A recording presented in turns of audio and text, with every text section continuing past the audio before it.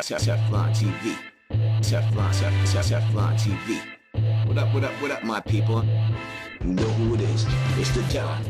Tony Teflon. House Teflon. We pull the string. It's the Don. Tony Teflon. House Teflon. We pull the string. Hey yo, what the deal, my people? You know what it is. You know who it is. And we back at you right now with this Tony Teflon, A Song of Ice and Fire Q&A. And I asked you on my Facebook page to leave some questions maybe a week or so ago. I should have got done to it a little bit ago. I'm sorry I didn't. But there have been at least, I think there's like 30-something questions on here. And I'm going to try to get through them all real quick for you.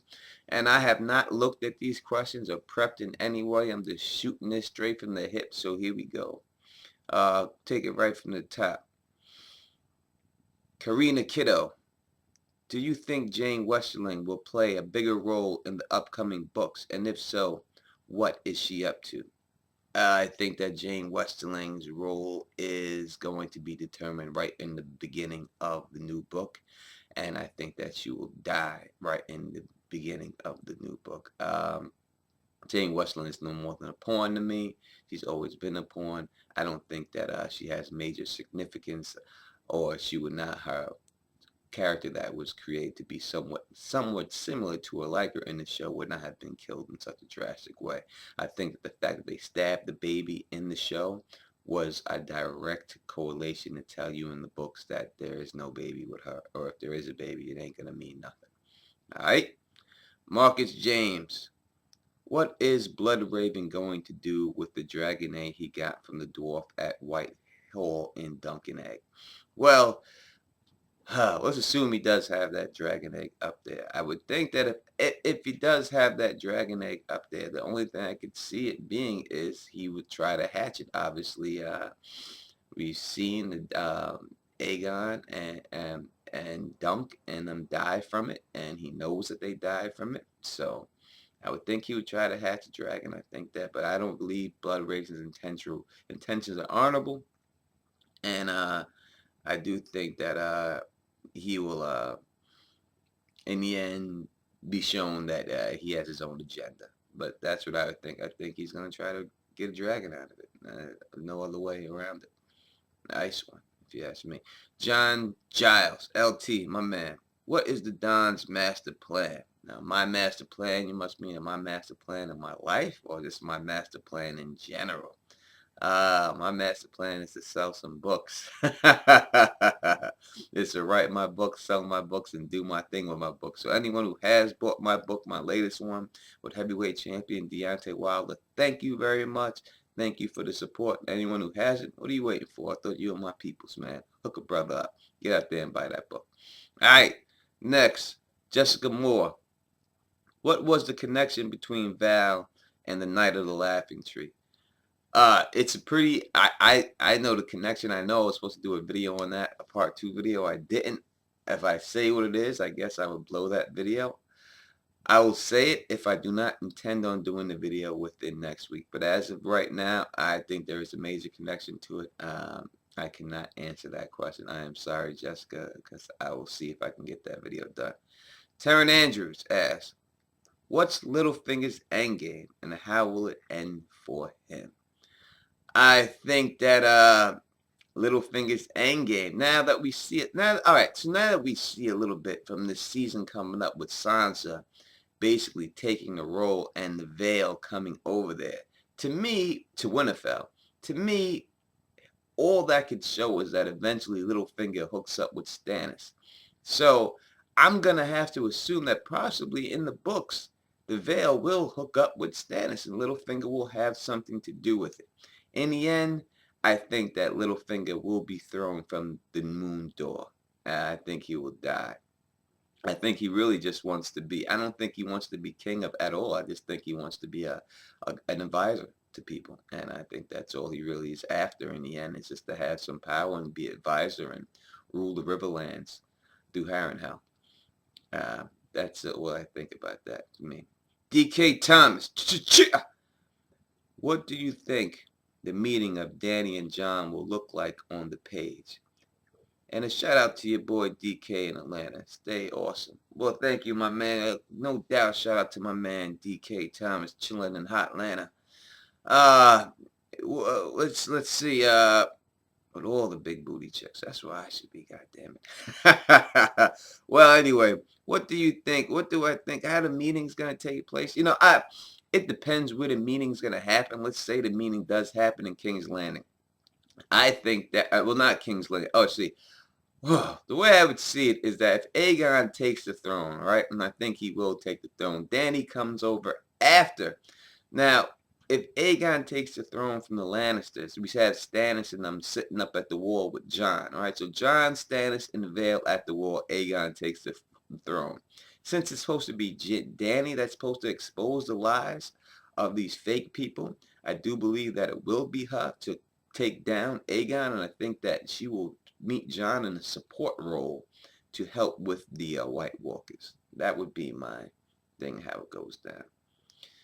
Cassie Pryor asks, where or when do you think Brandon Tully will return in the book series? I hope he makes an appearance at the ends and the crossroads. I think you will see him in the next book in the same chapter you see Jane. I think he's going to pop up first there. I think that would be it. So that would be the beginning chapter. I do believe that we will see the Blackfish. Claire Gray, who has disappeared in my life but has reappeared, and I hope you stay around. Will we see Garrett Lannister again? I would think the only reason if we do see him would just be for the sword. I don't really know if, or unless he, Garrett Lannister, he basically, is like on some Euron shit. He did went away. He's gone. Will he come back? I don't know. I would think that if most of House Lannister gets wiped out, it would be good for him to come back. I do believe Cersei and Jaime will die, and so it would be good. I just wonder how he is. Is he more Tywin? Is he a nice guy? Is he? I don't know what he is. So who knows? But do I actually think he will make a return? I see little evidence that he will, but I think that I would hope he would, but I see little evidence that he would. I mean, I can make a case that he would, but I don't really see too much saying that he will. So at this particular time, I would have to say no. They have enough characters, but I mean, it's possible. Eric, I can't pronounce your last name, son, so I'm just gonna say E. Hey yo, E. He says, what are your predictions for major characters' death before end of the book series? Well, I've done that video, Live or Die, so I think you could look at that. I'm going house by house on that. I know I've heard a couple of good things about it, a couple of bad things about it, but I'm going house by that, so I'm going to keep it going right there. I think just go look at that. All right, and you should be all right with that one. All right, this dude left a long comment. Michael Epen. I don't know if I can do this one. This is a whole Summerhall comment. The fact that I'm not going to talk about Michael Epen, I'm not going to do your comment about Summerhall because I'm going to do a video on Summerhall, and I hope that when I do that, it answers your question about Summerhall. All right? Sal Marcus asks, Arya and the Dragon Skulls in Got. It got. All right. I've seen people say this prediction predicts a second connection between Arya and dragons. But another theory is that the whole chapter is an allegory for her future adventures, only and then ending coming to front gates. Anyway, following the chapter's predictions, future events, could her experience with Dragon Skulls predict what it's like putting on another person's face as a faceless man?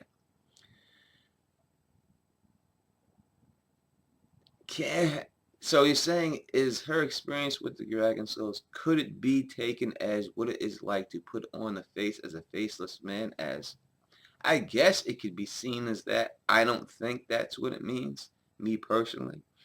I do believe Arya does have a connection to the dragons, but I don't think the connections is her connections to light dragons. I think her connections is to wipe dragons out. I think that's what it's going for when they show that for with Arya. That is just me, and that is how I feel about it. Neil Short asks, "Hey Tony, that's me. Do you think the towers at Harrenhal looking like giant melted black candles is any connection to the glass candles in themselves?" That is a decent question. I have not actually thought about that at all. So they do look like that, and they are referred to as that. It could be, if that was the case. I don't think that they're big glass candles in any means, but are you saying that maybe something seen through a glass candle is going to affect what's going on there, or you need to look back at a glass candle to see what happened there or something like that? I do believe that's possible. It's a very good question. I never actually thought of it, so I can't really give you a definitive answer, but I can say that I do believe that I can't answer it. I don't. It's a very good question. I really can't answer it. I have to think about it some more. But I don't think like they're big glass candles or anything like that. I do. It could mean something like maybe that you need to look at the glass candle through a glass candle at Harrenhal for some particular reason. But very good question. Hard for me to answer that one. Alex Witt, which is the Don Kraken Witt. All right. Where did you get all your street cred from? Acquired over time, or you just born that way? You know me. I'm born in Queens, New York, blood gushing, flushing. You know what I mean? It's just people know me. They know me. You know what I mean? And the way I see it is like, I'm just me. And I ain't no one special. I'm just me. I did what I did in my life. A lot of things I'm not proud of. I'm not proud of everything I've done, but I do like the man I have become through it all. So the way I see it when it comes to any type of credit, anything on the street, if people don't know me and never heard about me, and that's shame on them if it goes down. Shame on them. And that's that. All right, Kenny Povlich. All right, asks, what do you think Doran Martell and the Sand Snakes are up to? That is a big, big question, homie, to answer. That's a video question for me to answer in a Q&A. But obviously, his plan is I think overall, Doran's plan is to seat one of his daughters on the Iron Throne, marry his daughter to the king of the Iron Throne, and rejoin Dorne to the Iron Throne of Power. That's what I think it is in the end. All right. Daniel Crawford asks, Lord Roose, Master Pam, what's our sneaky leech lord up to, aside from being a total badass? I really just don't. I think that Roose Bolton's plan from the beginning is he's happy with ruling the North, and eventually if he became king of the North, he would take it. But I think his plan is just to rule the North. Don't think he has any desire whatsoever, has put forth in any way that he would go out there and somehow wants to take the Iron Throne. I don't see that at all. Deborah Pampito. I see Stannis making it to the end. So do I. With that being said, do you think Stannis will stand behind Jon or fight him as he sees that Jon is Azor Ahai? What role will Stannis and Mel play with him if Stannis does indeed support Jon? I think, look, Mel's rolling with Stannis. That's the dime data. That's just it. That's going down. So the whole thing about the Jon thing is that, if Jon is Azor Ahai, which I believe he is, it's never said that Azor Ahai wants to be king or rule a realm or anything like that. Jon has given you no indication at all through anything in these books that he's wanted to rule anything. So I see Stannis rolling with Jon. I think I see Jon as wanting Stannis to be king. Even when it's proven that Jon is who he is, and we all know that Jon is Rhaegar's son, that does not mean Jon wants the throne. It doesn't mean it's because other people are going to want him to have it that he wants it. He may not want it. He may just be happy just chilling in the north. So if he does become king, he does. But, I see him just chilling with Stannis. I see Stannis. And if Jon did become king and it was like that, I can see Stannis saying, yo, if you the rightful heir, and Stannis falling back in line and going taking Storm's End and being happy with that. It's like I said, Stannis is only doing this because he feels he has to do it. He feels he owes it to the realm to do it. Not that no desire to sit it. He has no desire or thing for power to get it. He feels it's his obligation. So if that obligation is lifted from him, I'm sure he would take a step back. That's just me. All right, next question. Yara Gonzalez Benacourt. What do you think about Varys being possibly related to the Red Spider Lady in the D&E stories? Sorry, I can't remember her name. I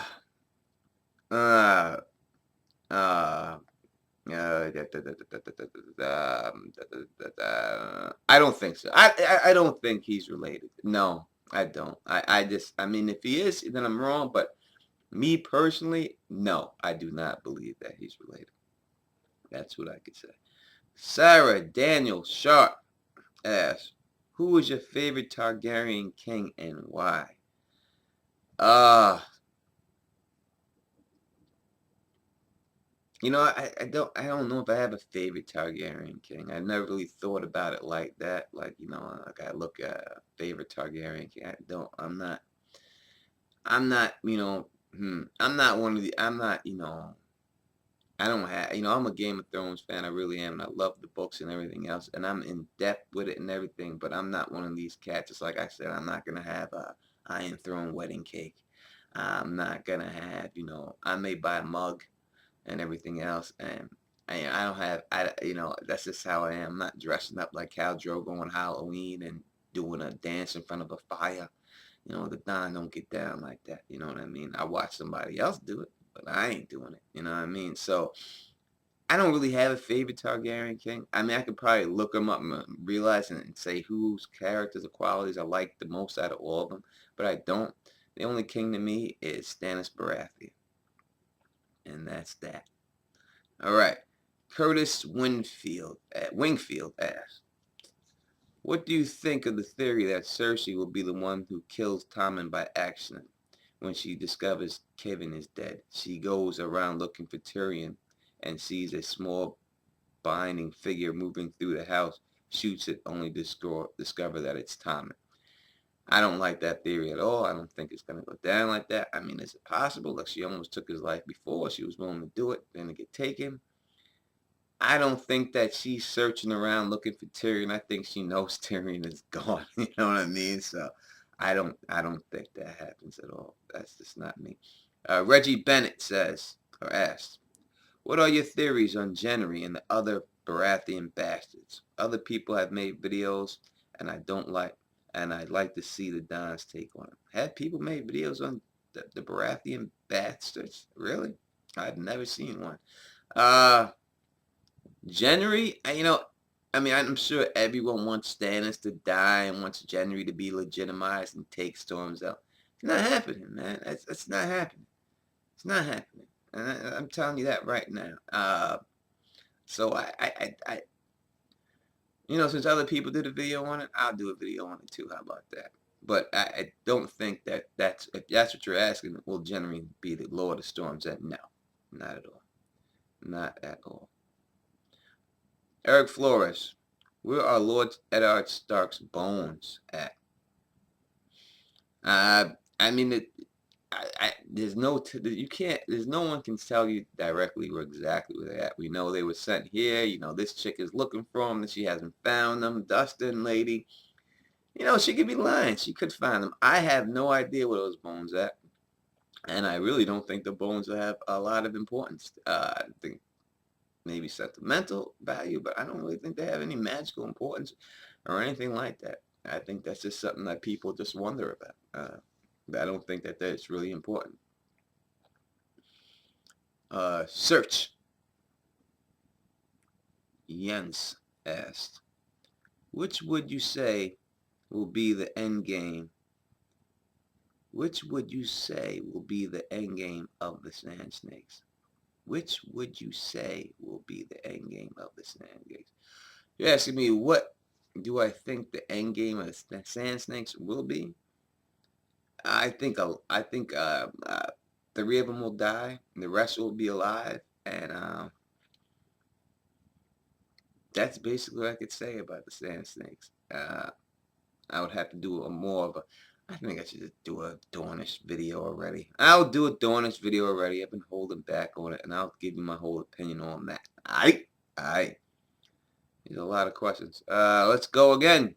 Liam Joseph Donovan asks, tell us about the Blackfish. Where is he going and what is he doing? I have answered that before, so we'll not go into that again. Don Willie asked, do you think we will get an answer to what caused the doom of Valyria in the book series, or will it be in the Blood and Fire books after the series? I think you get it in the book series. I think that's no doubt that you'll get it in the book series. I think that's where it's gonna go down in the book series. No doubt about it.